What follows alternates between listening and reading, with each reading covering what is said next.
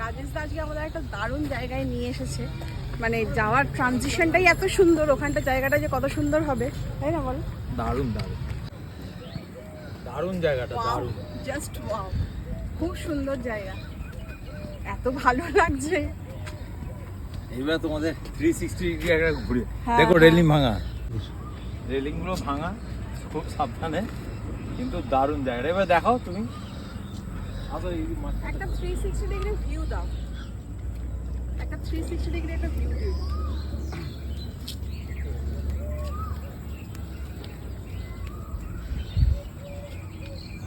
থেকে নাও, বুঝলে?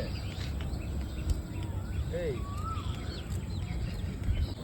দারুণ জায়গাটা, আর ড্যাম থেকে না জলটা ছেড়েছে, ওই জন্য পুরো একদম পরিপূর্ণ লাগছে, তাই না? ডিবিসি দারুণ লাগছে।